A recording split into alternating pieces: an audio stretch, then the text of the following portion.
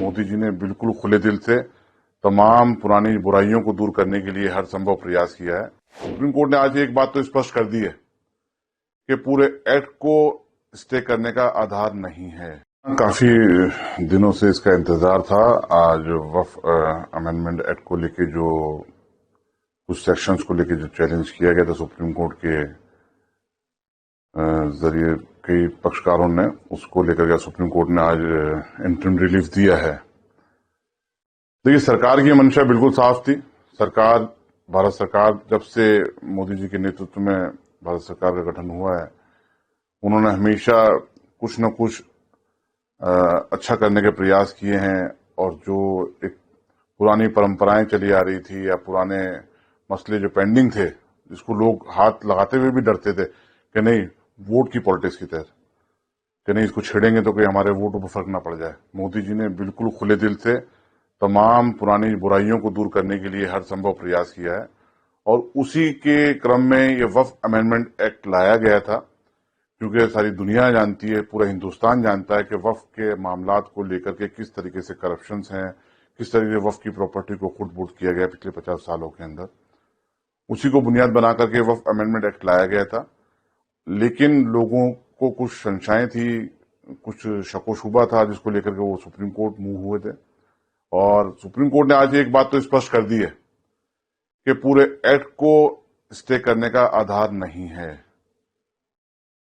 जो लोग कहते थे ना, जो लोग गुमराह कर रहे थे कि साहब पूरा एक्ट ही खतरनाक है और पूरा एक्ट इनवैलिड है, गैर कानूनी है, फला आर्टिकल के खिलाफ है, फला आर्टिकल के खिलाफ है, तो वो चीजें तो बहुत स्पष्ट हो चुकी हैं। हाँ, बिल्कुल, मैंने अभी लोगों के बयान सुने, मुझे तो दोनों पक्ष ही संतुष्ट नजर आए आज के जजमेंट से, जो इंटरिम रिलीफ दिया गया है। कुछ सेक्शंस हैं जिसमें जो 5 साल का मुसलमान होना अनिवार्य था, उसको लेकर के कोर्ट ने डायरेक्शन दिए हैं कि जब तक कोई रूल या स्कीम फ्रेम नहीं कर ली जाती, जब तक कि जो उसको स्टे रखा जाएगा। दूसरा वक्फ बाय यूजर का था, जिसमें कलेक्टर को फाइनल अथॉरिटी करार दे दिया गया था, तो उसको लेकर के सुप्रीम कोर्ट ने स्पष्ट कर दिया है कि सेपरेशन ऑफ पावर्स वाला जो रूल है कि जो जुडिशियल पावर हैं या वक्फ ट्रिब्यूनल के पावर हैं वो एग्जीक्यूटिव तौर पे नहीं दिए जा सकते। तो कलेक्टर के जो आदेश होंगे उसको चैलेंज किया जा सकता है वक्फ ट्रिब्यूनल में और हाईकोर्ट तक, और जब तक उसको कलेक्टर डिस्पोजेस भी नहीं कर सकता। तो ये अच्छी बात है। देखिए, जो माननीय सर्वोच्च न्यायालय का आदेश सराखों पे तो मानना भी चाहिए, लेकिन एक बात स्पष्ट हो चुकी है कि सुप्रीम कोर्ट ने ये कह दिया है कि इसको स्टे करने का आधार नहीं है। पिटीशन में इतना ऐसे कोई आर्गुमेंट नहीं है जिससे सुप्रीम कोर्ट इंप्रेस हो और पूरे एक्ट को स्टे कर दे।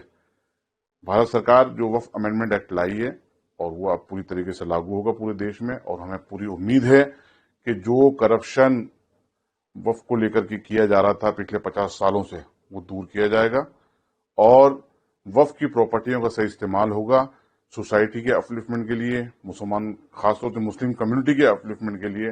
भारत सरकार की मंशा बिल्कुल साफ थी, जिसको आज सुप्रीम कोर्ट ने भी कहीं ना कहीं स्वीकार किया है। कल की जीत बहुत अहमियत रखती है हर भारतीय नागरिक के लिए, क्योंकि पहलगांव हमले के बाद में ये पहली बार भारत और पाकिस्तान की टीम आमने सामने हुई। और जिस तरीके से भारतीय टीम ने जीत हासिल करी है पाकिस्तान की टीम पे, उसको जीत डबल हुई है, क्योंकि हमारे भारतीय टीम ने, उनके कप्तान ने स्पष्ट तौर से कल कहा भी है कि ये जीत वो डेडिकेट करते हैं अपने पहलगांव के जो शहीद हुए थे उनके परिवारों को और भारतीय सेनाओं को। तो ये बहुत मायने रखती है जीत। देखिए, भारत जब जीतता है क्रिकेट में तो खुशी तो होती है, लेकिन वो खुशी दुगनी हो जाती है जब वो पाकिस्तान पे जीत हासिल करता है। और ये वक्त ऐसा था कि जैसे हमारे भारतीय सेनाओं ने उनको धूल चटाई थी, इसी तरीके से हमारे भारतीय खिलाड़ियों ने भी पाकिस्तान के खिलाड़ियों को पूरे मैदान पर धूल चटाई है और एक तरफा मैच जीता है। तो बहुत खुशी की बात है। मैं भारतीय टीम को बधाई भी देता हूं और पूरी भारतीय टीम के लिए बारगाह गरीब नवाज से दुआ भी करता हूं कि अल्लाह ताला इनको और तरक्की अता फरमाए और आगे से आगे जीते, विश्व कप भी जीते, ये एशिया कप भी जीते और अल्लाह ताला इनके उम्र बाल में बरकत अता फरमाए।